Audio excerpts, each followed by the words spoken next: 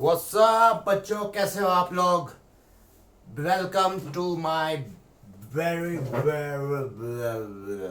हाँ, देखो बच्चों, स्वागत है आपका। आज हम करने जा रहे हैं रेजोनेंस। ठीक है, और रेजोनेंस का कॉन्सेप्ट बहुत इंपॉर्टेंट है। आपको मालूम होगा रेजोनेंस क्या होता है। मालूम होता तो यहाँ थोड़ी ना आते आप। मालूम भी हो सकता है, कुछ भी हो सकता है भाई। हैं डुअलिटी की दुनिया है, कुछ भी हो सकता है भाई, हमें कुछ पता ही नहीं। तो चलो, आज मैं आपको जो बातें बताने जा रहा हूँ, देखो जितने भी मैं वीडियोस बना रहा हूँ उसमें आपको जो बातें बता रहा हूँ उसमें ऐसे सीक्रेट टिप्स हैं। कुछ ऐसी बातें हैं जो एक्स्ट्रा ही हैं, आपको कभी भी किसी से कम नहीं मिलने वाला है। और जो मैं बताऊंगा उसके बाहर कुछ आ ही नहीं सकता। क्या बोला? आ ही नहीं सकता। गारंटी है, गारंटी। हाँ, कोई गारंटी देता है क्या भाई? गारंटी देना आसान नहीं होता। मैं आपको बोल रहा हूँ, जो बातें बताई जाएंगी उस पर बेस्ड क्वेश्चन आएंगे या वही चीज़ आ जाएगी। ठीक है, और मैं कुछ बीच बीच में आपको टिप्स एंड ट्रिक्स देने वाला हूं जो वन ऑफ इट्स काइंड है, पहली बार आपको मिलेंगे। जैसे इंडक्टिव हेड के वीडियो में मैंने आपको सुपर ट्रिक दिया था और उसमें बहुत सी ऐसी बातें बताई थी जो आपने कहीं भी नहीं सुनी होगी और ना कभी देखी होगी। ठीक है, तो ऐसे वीडियोस में ला रहा हूं। तो आज मैं आपके लिए लाया हूं रेजोनेंस। इसमें भी खूब सी ढेर सारी कॉन्सेप्ट्स और सीक्रेट कुछ बातें करने वाले हैं जो आपको कोई नहीं बताएगा। और मैं आपको इसके बारे में कुछ थ्योरी भी बताऊंगा, जो इसके पीछे हिस्ट्री क्या थी वो भी थोड़ा सा आइडिया दूंगा। तो रेजोनेंस एक बहुत इंपॉर्टेंट कॉन्सेप्ट है और it is of various type. ठीक है, चलो स्टार्ट करते हैं, हम टाइम नहीं बर्बाद करते आपका। तो रेजोनेंस भाई आपके पास हम लोग के पाई रेजोनेंस एक होता है। पाई रेजोनेंस मतलब जब पाई बॉन्ड डिलोकलाइज करता है। एक होता है भाई जब हमारा सिग्मा रेजोनेंस होता है ना, जिसको जिगजैग रेजोनेंस, डांसिंग रेजोनेंस और क्या क्या बुलाते हो है। और एक होता है अपना डी ऑर्बिटल रेजोनेंस, है ना, जिसमें डी ऑर्बिटल भी पी के साथ ओवरलैप कर जाता है या कुछ कुछ हो जाता है ऐसा। और रेजोनेंस का ही एक पार्ट बैक बॉन्डिंग, जिसका हमने इंडक्टिव इफेक्ट में थोड़ा सा चर्चा की थी। कुछ है नहीं, सेम ही चीज है, मतलब वो बस नाम ऐसा है। तो बैक बॉन्डिंग में थोड़ा सा पाई कैरेक्टर आता है जहां पे लोन पेयर और पॉजिटिव बगल बगल आ जाते हैं। तो ऐसा कुछ बैक बॉन्डिंग की कंडीशंस जहां पे बन सकती है वहां पे रेजोनेंस भी हो जाता है। ठीक है, तो चलो ये हमारे केसेस है। अब सब लोग रेजोनेंस रेजोनेंस बोलते हैं, तो रेजोनेंस नहीं है वो, पाई रेजोनेंस है वो। पहली बात तो ये जान लो, वो रेजोनेंस नहीं है, वो क्या है? पाई रेजोनेंस है, जो हम लोग कॉमनली देखते हैं। तो पाई रेजोनेंस क्यों? क्योंकि वहां पे कहीं ना कहीं पाई बॉन्ड का इन्वॉल्वमेंट है ना। सो ये पाई रेजोनेंस क्या है भाई? इसको समझने से पहले हम जानेंगे क्यों आया ये रेजोनेंस, है ना भाई। क्यों, क्या नीड थी, ऐसी क्या वजह थी कि ये रेजोनेंस की जरूरत पड़ गई। आपको मालूम है, जैसा मैंने बताया, ये सब हम किसके अंडर पढ़ रहे हैं? इलेक्ट्रॉन डिस्प्लेसमेंट इफेक्ट्स के अंदर, जिसके अंदर हमने पहले इंडक्टिव इफेक्ट पढ़ा था। जरूर वो वीडियो देख लेना, फिर यहाँ पे आना, बहुत फायदा होगा, है ना। डबल ट्रिपल फायदा होगा, नहीं तो उतना फायदा नहीं होगा जितना उधर होता। ठीक है, चलो कोई बात नहीं, देख भी रहो, ऐसा नहीं, नुकसान भी नहीं है। तो पाई रेजोनेंस, पाई रेजोनेंस का कॉन्सेप्ट क्या हुआ कि देखो, आपको बॉन्ड लेंथ का कुछ कॉन्सेप्ट पता होना चाहिए इसके लिए, केमिकल बॉन्डिंग से, कि बॉन्ड लेंथ जो है सिंगल बॉन्ड, या हम ऐसे बोले ट्रिपल बॉन्ड की बॉन्ड लेंथ सबसे कम होती है ना। सबसे स्ट्रॉन्ग बॉन्ड होता है तो ट्रिपल बॉन्ड, फिर पार्शियल ट्रिपल बॉन्ड, फिर डबल बॉन्ड, फिर पार्शियल डबल बॉन्ड, और फिर सिंगल बॉन्ड, फिर पार्शियल सिंगल बॉन्ड। ऐसे सोच सकते हो, है ना। इतने ढेर सारे वैरायटी हो सकते हैं बॉन्ड्स के। सो बॉन्ड लेंथ में यह हमारे लिए इंपॉर्टेंट क्या है कि इसकी जो बॉन्ड लेंथ पाई गई अप्रोक्सीमेटली 1.54 एंगस्ट्रॉम या 154 पिकोमीटर पाई गई। इसकी होती है अराउंड 1.39 के आसपास। तो एग्जैक्ट वैल्यू अभी हम मान लेते हैं, आपको समझाने के लिए मैं वैल्यू दे रहा हूं। और इसकी पाई गई 1.34 एंगस्ट्रॉम। ठीक है, तो अभी हम इन्हीं तीनों का लिखते हैं, बाकी हमारे लिए इतना इंपॉर्टेंट नहीं। तो हुआ क्या कि जब इन्होंने एक्सपेरिमेंट किया, जैसे ओजोन मॉलिक्यूल ले लिया या ओजोन या कुछ भी मॉलिक्यूल ले लिया, अब इसमें इसका रेजोनेटिंग स्ट्रक्चर बनाया, सॉरी, इसकी जब बॉन्ड लेंथ है, तो यहां की बॉन्ड लेंथ सिंगल बॉन्ड है तो कितनी आनी चाहिए? मान लो आनी चाहिए कितनी? 1.54 आनी चाहिए थी, है ना। और यहां की बॉन्ड लेंथ कितनी आनी चाहिए थी? 1.34। अभी के लिए हम समझाने के लिए एक वैल्यूज ले रहे हैं। तो क्या ये आप मुझे बताओ कि बॉन्ड लेंथ यहां अलग अलग आनी चाहिए थी, एक्सपेक्टेड था। बट हुआ क्या कि जब इसका स्ट्रक्चर देखा गया तो ऐसा, जब इसका जो एक्चुअल स्ट्रक्चर था उसमें क्या पाया गया कि भाई यहां बॉन्ड लेंथ जो आ गई, यहां पे भी 1.39 आ गई, यहां पे भी 1.39 आ गई। मतलब बॉन्ड लेंथ दोनों जगह सेम आ गई, दोनों ऑक्सीजन ऑक्सीजन बॉन्ड के बीच। तो ऐसा क्यों हुआ ये समझाना था। तो अभी हमारे पास, आप समझ में आया कि बॉन्ड लेंथ डिफरेंट आनी चाहिए था भाई। सिंगल बॉन्ड या डबल बॉन्ड तो बॉन्ड लेंथ सेम कैसे हो गई, पर डिफरेंट आ गई। मतलब दोनों इक्वल आ गई, डिफरेंट आए लेकिन इक्वल आ गई दोनों। मतलब यहाँ की बॉन्ड लेंथ सेम, वहां की बॉन्ड लेंथ सेम। तो ऐसा हुआ, साइंटिस्ट बड़े हैरान, परेशान, दुखी। तो ऐसा क्यों हुआ? आप लिखते जाना है, नोट करते जाना।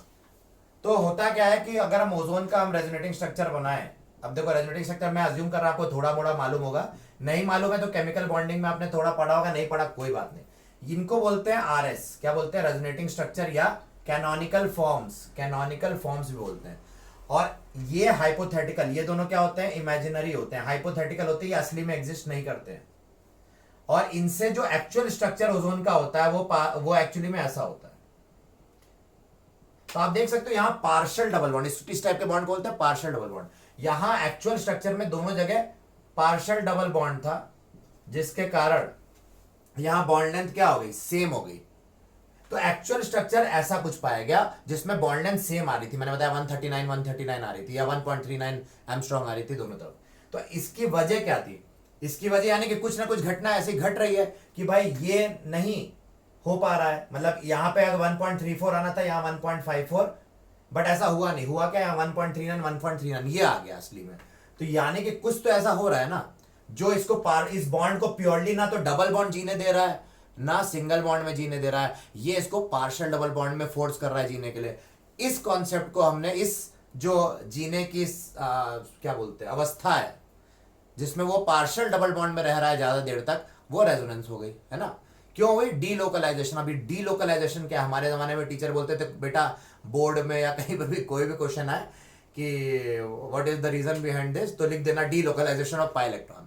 अब साला फिजिकल केमिस्ट्री में क्वेश्चन आए तो भी हम लिख देते डीलोकलाइजेशन। हमारे टाइम पे यार देखो, हम लोग एक्सपोजर इतना नहीं था यार, हम लोग ऐसे बस पास हो गया, बहुत बड़ी बात होती थी। तो क्या आप मत कर देना कि हर चीज का जो भी गिव रीजन में हर चीज का डीलोकलाइजेशन ऑफ पाई इलेक्ट्रॉन, बड़ा अच्छा साउंड करता था इसलिए लिख देते थे। तो डीलोकलाइजेशन मतलब ये होता है भाई सिंपल अपनी जगह छोड़ के दूसरी जगह शिफ्ट हो जाना। लोकेलिटी छोड़ के डीलोकलाइज हो गया, अपनी लोकेलिटी छोड़ के दूसरी लोकेलिटी में चले गया। तो यहां पे हुआ क्या, ये जो पाई बॉन्ड है एक्चुअली में इधर आ गया होगा, तो ये ऐसा दिख रहा है। अब ये बहुत स्पीड से हो रहा है भाई। बाहर का टेम्परेचर जो है, रूम टेम्परेचर में, जो रूम टेम्परेचर पे जो एनर्जी होती है वो काफी हाई, 25 किलो कैल पर मोल के आसपास की होती है। अब ये बेचारे बॉन्ड को रोटेट करने के लिए या इनके इलेक्ट्रॉन्स को मूव करने के लिए जो एनर्जी है वो 5 किलो कैल पर मोल के आसपास होगी, या बहुत से हुआ 10 किलो कैल, 25 तो नहीं होगी। तो क्या होता है, ये आसानी से ये बॉन्ड, ये इलेक्ट्रॉन डीलोकलाइज कर लेते हैं इधर उधर। तो ये ऐसे जा रहा है, ये ऐसे जा रहा है। अब हमने एक कैमरा लिया, एक फोटो खींच ली, एकदम से फोटो खींची तो ब्लर आ रहा होगा, है ना? आपने देखा हो ब्लर मोशन। तो ये ऐसे जा रहा है, ये फिर ये ऐसे जा रहा है, फिर ऐसे। तो एक फोटो खींची जब आपने तो ऐसा दिख रहा होगा। तो असली में ये, क्योंकि मैक्सिमम टाइम ये दोनों इंस्टेंटेनियस स्ट्रक्चर्स थे, ये मैक्सिमम टाइम दिख रहा है। आप हर बार फोटो खींचोगे ज्यादातर ये दिखेगा, बहुत रेयरली ऐसा हो। तो इसी को हमने रेजोनेंस हाइब्रिड कह दिया कुछ, और यही एक true structure of the molecule है। इसी को हम रियल स्ट्रक्चर या true structure of the molecule मानते हैं। तो ये हमारा कॉन्सेप्ट था। पहली बात तो रेजोनेंस के पीछे कि रेजोनेंस आया क्यों। तो आधे लोग को यही नहीं समझ में आता रेजोनेंस आया क्यों, क्यों पढ़ रहे हैं ना। तो रेजोनेंस का कॉन्सेप्ट आपको उम्मीद करता हूं समझ में आ चुका होगा। अब हम बात करते हैं आगे और क्या क्या वजह थी भाई। देखो ये इंट्रोडक्शन है रेजोनेंस का, और ये नहीं समझे तो आगे बड़ा दिक्कत आएगा। फिर बेंजीन भी लिया, है ना? बेंजीन के ऊपर बड़ी कहानियां है, मैं आपको बताऊंगा कि बेचारा जो बेंजीन है, यहां पे इसका भी इसी तरह से हाल हुआ था कि यहां पे भी बॉन्ड लेंथ का ज्यादा आनी चाहिए थी और यहां बॉन्ड लेंथ कम आनी चाहिए थी। यहां ज्यादा, यहां कम, यहां ज्यादा, यहां कम, बट ऐसा हुआ नहीं। हर जगह बॉन्ड लेंथ क्या आ गई? सेम आ गई। तो होता क्या है, तो यानी कि ये दोनों ना हो कि ये दोनों इमेजिनरी रेजोनेटिंग स्ट्रक्चर्स बोलते हैं इमेजिनरी स्ट्रक्चर को, और इनको सेपरेट करते हैं डबल हेडेड एरो। आप देख रहे हो कि मैं ऐसे एरो, ये डबल हेडेड एरो से ही रेजोनेटिंग स्ट्रक्चर को सेपरेट किया जाता है, बट रेजोनेंस हाइब्रिड को नहीं। और इनका जो रेजोनेंस हाइब्रिड बना वो क्या बना? वो ये बना। तो which is the true structure मैं आपसे पूछूं तो ऑब्वियसली ये, क्योंकि ये रेजोनेंस हाइब्रिड है, and resonance hybrid is the only real structure of the molecule. इन दोनों की बेस्ट एनर्जीज, मतलब लोएस्ट एनर्जीज से बन के, या बेस्ट कॉम्बिनेशन, बेस्ट क्वालिटीज इनमें इसमें आती है, ठीक है? सो ये हो गया। अब यहां पे भी वही बात थी कि भाई ना इधर रह रहा था ना इधर, बॉन्ड लेंथ एक्चुअली में इसके बराबर आ रही थी, पार्शियल डबल बॉन्ड कैरेक्टर के बराबर। तो ये भी वजह थी कि बेंजीन में भी ऐसा दे गया है। मतलब बेंजीन का भाई असली स्ट्रक्चर तो ऐसा होता है ना भाई, ये इसके p ऑर्बिटल होते हैं। आपको मालूम है एवरी कार्बन इन बेंजीन है sp2 है, तो एक p ऑर्बिटल तो होगा ही। और इनमें यहाँ पे जैसे इसका स्ट्रक्चर बना है तो ऐसा है, ऐसा है और ऐसा है। और फिर जब ये इधर गया एकदम स्पीड से, ये इधर गया और ये इधर गया, तो जब डीलोकलाइजेशन हुई तो क्या हो गया कि ये जो पी ऑर्बिटल है ये तो ऐसे ही रहे, और यहाँ पे क्या हो गया, अब नया बॉन्ड बन गया, यहाँ नया बन गया, यहाँ नया बन गया, फिर ये ऐसा इधर मूव किया होगा। ये रुकता नहीं है, डीलोकलाइजेशन होता रहता है मॉलिक्यूल में, रुकता नहीं है। हाँ, ये मत सोचना ये बस एक बार हो गया तो नहीं, ये इधर फिर ये इधर ऐसे ऐसे फ्लिप करता जाएगा, बार बार ऐसे ऐसे ये फॉर्म्स एक्सचेंज होते रहेंगे।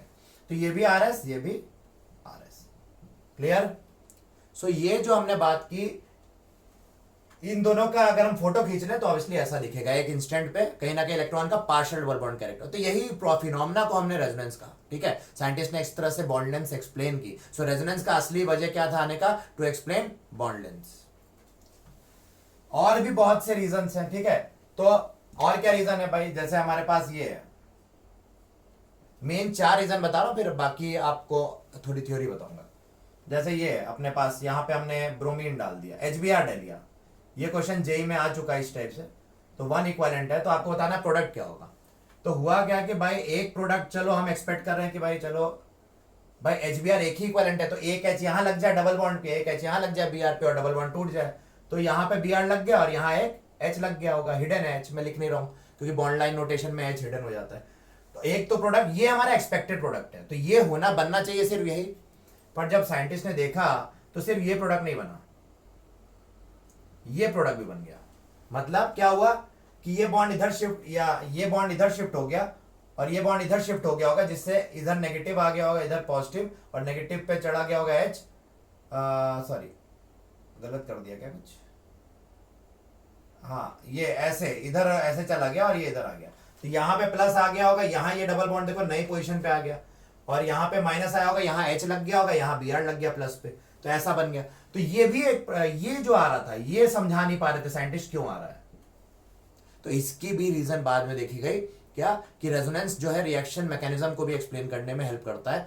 सो ये इंपॉर्टेंस थी रेजोनेंस की कि यहाँ रिएक्शन मैकेनिज्म क्यों ये प्रोडक्ट बना, उसके बारे में भी हमें रेजोनेंस क्या कर रहा था, बता रहा था। एक और देखा गया यहाँ पे भी, यहाँ इन्होंने क्या क्या चालाकी से कार्बन 14 लेबलिंग कर दी, 14 और ये कार्बन 12 होता है, ये भी कार्बन 12 है, पर यहाँ कार्बन 14 रख दिया, 14 मतलब 14 कार्बन जो लेबल, और इस पे न्यूक्लियोफाइल लगा दिया। अब न्यूक्लियोफाइल का जब अटैक किया, न्यूक्लियोफाइल मतलब नेगेटिव चार्ज करे, तो ये इस पे ऑब्वियसली अटैक करेगा नेगेटिव पॉजिटिव पे। तो प्रोडक्ट क्या एक्सपेक्टेड है भाई, यहाँ 14 लगा रहा है और यहाँ एक न्यूक्लियोफाइल लग जाए, बट ऐसा हुआ, पर ये माइनर प्रोडक्ट बना, मतलब ये कम क्वांटिटी में बना है ना, माइनर, या ऐसा बोलो कि ये भी बना, और एक्चुअली यहाँ पे मैंने आपको नहीं बताया, ये माइनर बन गया था और ये मेजर, इसीलिए ये दुखी थे साइंटिस्ट कि भाई ये मेजर कैसे बन गया था। चलो, तो यहाँ पे आओ, तो यहाँ पे क्या हुआ, जब इसने इस पे अटैक किया तो यहाँ पे न्यूक्लियोफाइल जुड़ गया।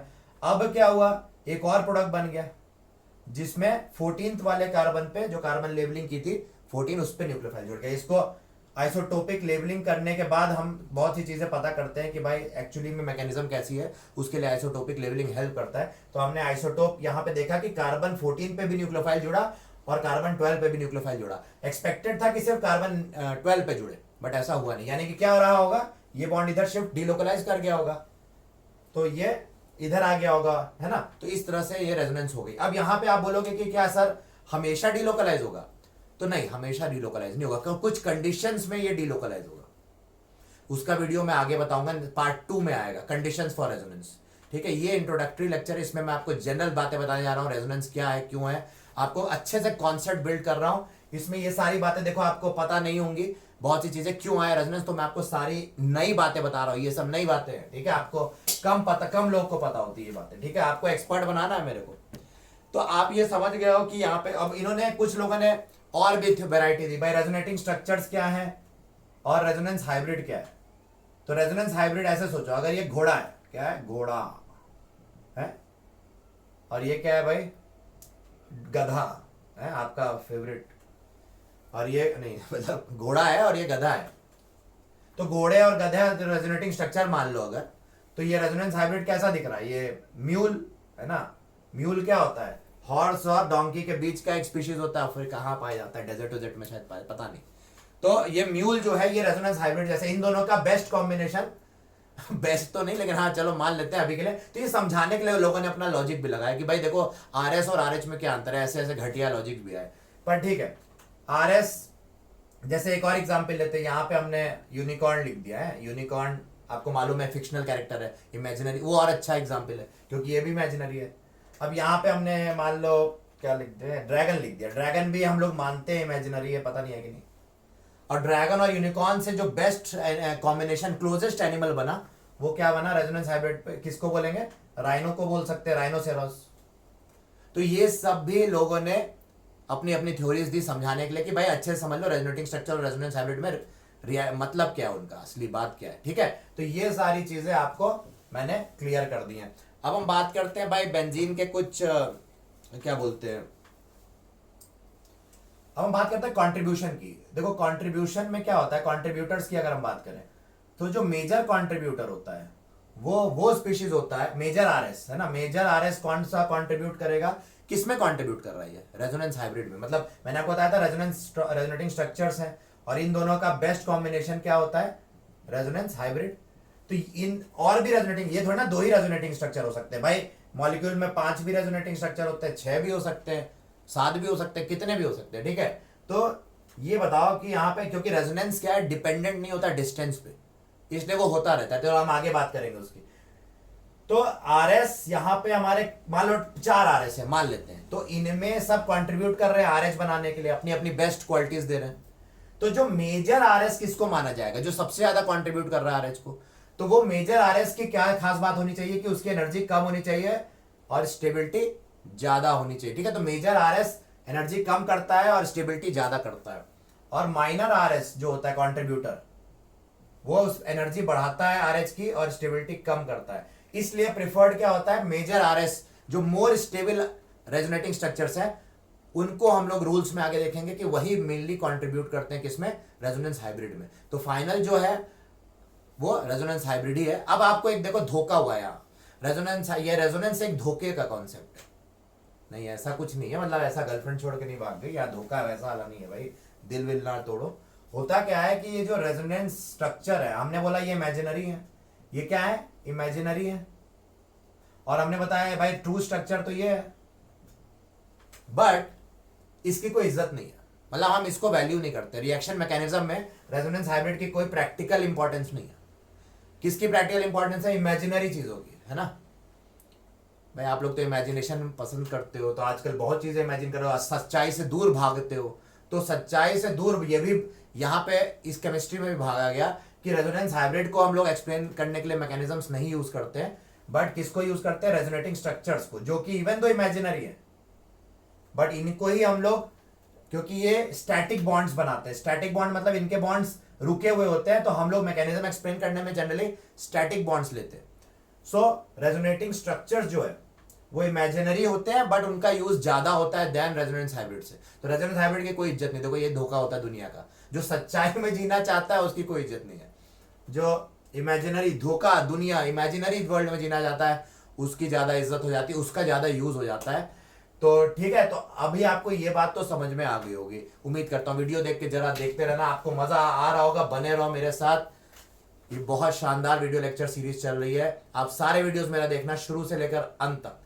अभी जिस तरह से स्टेप बाय स्टेप मैं आपकी लाइफ सुधारूंगा केमिस्ट्री में, आप खुद देखोगे कि आपका करियर में कितना हेल्प होने वाला है। और मैं गारंटी देता हूँ, मैं ये नहीं बच्चों को हवा में लटकने देता हूँ, भाई ये भी हो सकता है, वो जो बताऊंगा वही आएगा या उस टाइप का कुछ आएगा, और कुछ नया ऐसा कुछ नहीं बन सकता।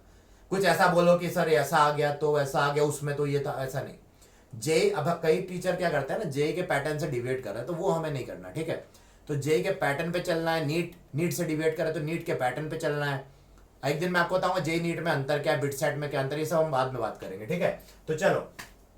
अच्छा मेरा नाम तो जानते हो ना भाई, मैं निशांत, मुझे मेरा नाम निशांत है। तो यहाँ पे खैर अभी शांति शांति हर जगह, और यहाँ पे थोड़ी मैं अशांति करूंगा, तो आप ध्यान देना।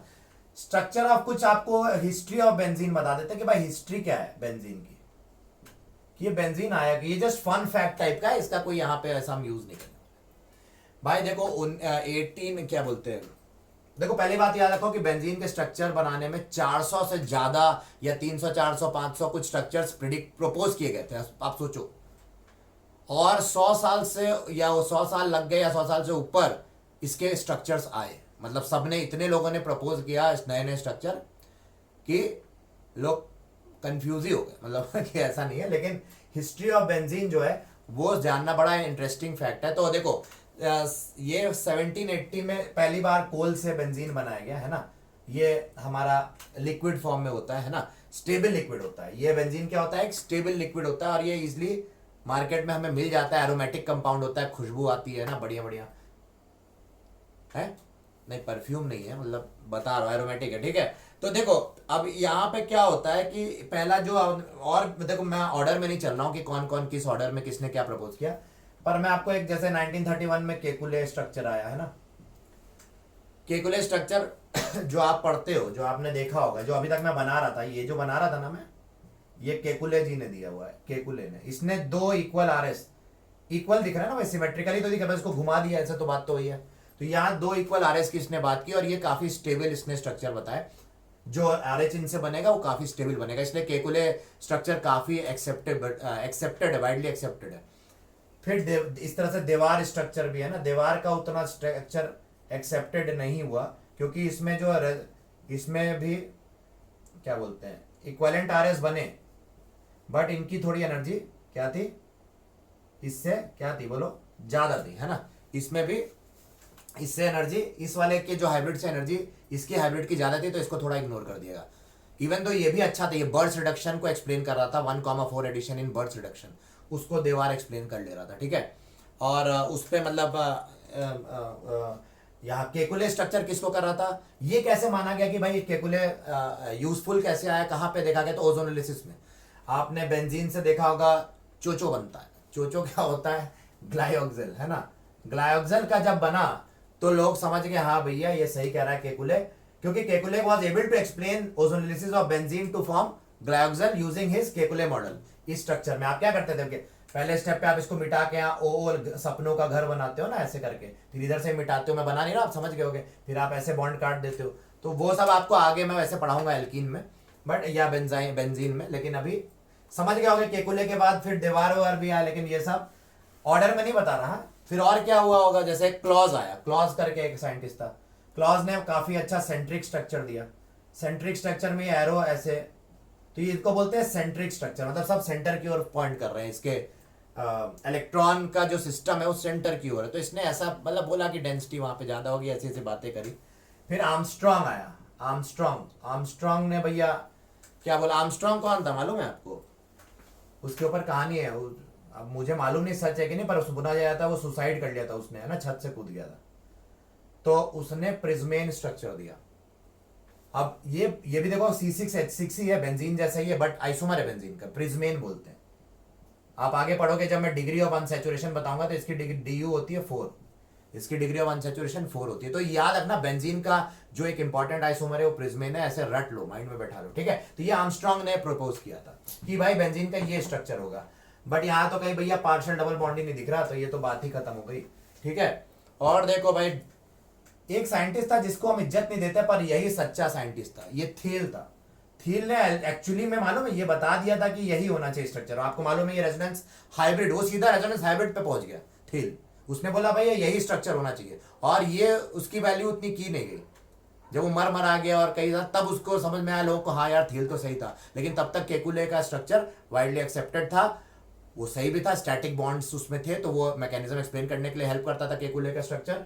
बट थील अपनी जगह सही था, रेजोनेंस इसने भी सही स्ट्रक्चर दिया था, इसने ओरिजिनल स्ट्रक्चर दिया था। पर मैंने क्या बोला आपको, ओरिजिनल की तो कोई वैल्यू नहीं है, ट्रू स्ट्रक्चर की तो दुनिया में कोई वैल्यू नहीं है, सब इमेजिनरी में जीना चाहते हैं। तो आपने देख सकते हो यहाँ पे एक साक्षात एग्जाम्पल, थील को ये सपने में स्ट्रक्चर आया था, ऐसा बोलते हैं, वो सोच रहा था शायद सांप वाप नहीं, ऐसे ऐसे गोल गोल घूम रहा है सांप, ऐसा कुछ हुआ था, मुझे एग्जैक्टली नहीं मालूम, लेकिन थील को ये प्रपोज उसने सपने में सोच के किया था। तो ये हमारे कुछ इंटरेस्टिंग फैक्ट्स मैंने आपको बताया। तो रेजोनेंस जितना ज्यादा होगा उतनी ज्यादा क्या होगी हमारी, more the resonance more is the stability. अब ये सब बातें हम डिटेल में आगे करेंगे कि स्टेबिलिटी से रेजोनेंस का क्या लेना देना है। तो चलो बच्चों, आपका ज्यादा समय नहीं लूंगा, पहला इंट्रोडक्टरी लेक्चर यहीं पे खत्म करते हैं। आपको समझ में आएगा रेजोनेंस आया क्यों, क्या नीड थी, क्या होता है रेजोनेंस, इसकी डेफिनेशन वगैरह हम डिटेल में नेक्स्ट स्टेप में देख लेंगे। पर नेक्स्ट वीडियो जरूर देखना, कंडीशंस पे हम बात करेंगे और क्या कैरेक्टरिस्टिक्स होते हैं वो सब आगे बात करेंगे, और केसेस ऑफ रेजोनेंस आगे देखेंगे। फिर ट्रिक्स एक्सेप्शन बताऊंगा, कहाँ फेल हो जाता है रेजोनेंस, कहाँ रेजोनेंस नहीं लगता है, रेजोनेंस लगाना चाहिए या नहीं लगाना चाहिए हर जगह, उनके एप्लीकेशंस देखेंगे कहाँ कहाँ होते हैं ना। तो ये सारी बातें आज के लेक्चर पार्ट 1 में था। थैंक यू सो मच, इसको शेयर करो, सबका भला करो, आज जैसा मैं बोलता रहता हूँ है ना। सब्सक्राइब कर लो और आगे बहुत फायदा होने वाला है। मतलब मैं अपने लिए नहीं कह रहा हूँ, आपके लिए कह रहा हूँ। आप जानते नहीं आप किधर आके भगवान ने आपको भेजा हुआ है, ठीक है। आप जानते हुए आपको आइडिया तक नहीं आप कहाँ पे आए हो। ये यहाँ यूट्यूब का सबसे इंपॉर्टेंट केमिस्ट्री लेक्चर है, यहाँ पे चल रहा है। ये सारे लेक्चर जो मैं डिजाइन कर रहा हूँ बहुत मेहनत और बहुत सीक्रेट प्लानिंग, बोलते हैं ना, सीक्रेट प्लानिंग से करता हूँ मैं। ऐसे नहीं आ जाता है बस बैठ के पढ़ा दिया, नहीं ऐसा नहीं, ठीक है। बहुत से टीचर छोड़ो, सारे टीचर अच्छे हैं, ठीक है। चलो thank you so much, have a great day, thanks for watching. Next video का इंतजार रहेगा, आप जरूर देखना, उसको मैं निकालने वाला हूँ जल्दी, ठीक है। Thank you.